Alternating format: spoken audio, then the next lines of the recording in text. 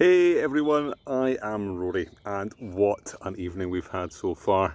It's amazing to think that so many of you are camping out in your gardens or in a wee indoor fort in your house. Absolutely brilliant, so I hope you've been enjoying yourself. But it's getting to about that time. I can see the sun is starting to go down a wee bit. Of course in the summer it takes a bit longer. The birds are singing their evening songs. It definitely is time to start getting ready for bed. And so for you, I've got a little bedtime story, and this one comes from RSPB's Wildlife Explorer magazines. So I hope you enjoy it. Hope you're ready to get tucked up tight and to fall asleep. And this story is called The Night of the Full Moon by Pat Kelleher. Ella's mother kissed her goodnight, switched off the light, and Ella fell asleep. But a bright white light shining through the curtains woke her up in the night. She looked out of the window. The garden was flooded with a strange silver glow. Ella rushed downstairs. "Mum, there's a beautiful light outside. Come and see." "It's moonlight, darling." "The moon? But it's so bright," said Ella. "That's because there's a full moon tonight, and it's a clear night. No cloud at all. See, the whole circle of the moon is lit up." But Ella couldn't quite see from the inside. So they wrapped up warmly and went out into the garden. It was so cold outside that she could see her breath in the air. Above, the full moon shone down. It was so bright, Ella could even see shadows. On the cold night breeze, she caught a strong, sweet smell in the air. "What's that smell?" she asked her mum. "That is the winter honeysuckle," she said. "The flowers smell more strongly at night to attract winter moths. Not all pollen is spread by bees," said her mum.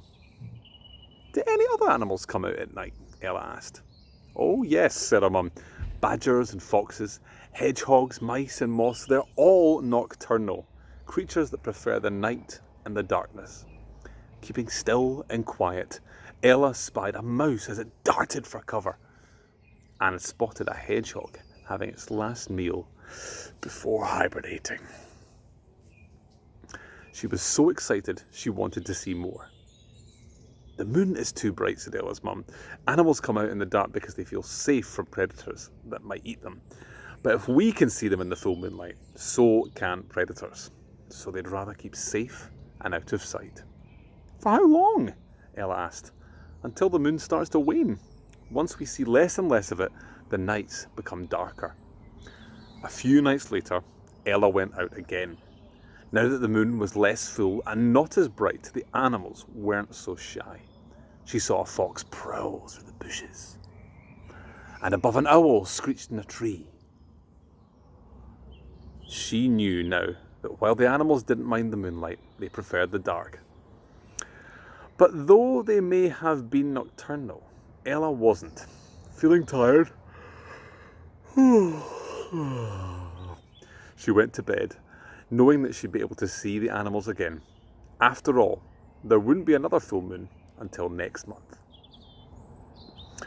I hope you enjoyed that story. Of course, that was about winter, and it's a bit cozier outside just now. So if you're camping outside, I'm sure you'll be a bit warmer than Ella was when she went out in that winter cold to see what was going on in the light of the full moon.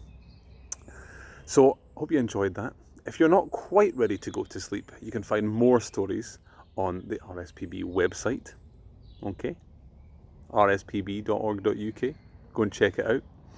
Hope you've had a wonderful Big Wild Sleep Out, whatever your situation, whether you've got to be indoors for it or indeed outside, and hoping that soon we'll all be able to get outside properly.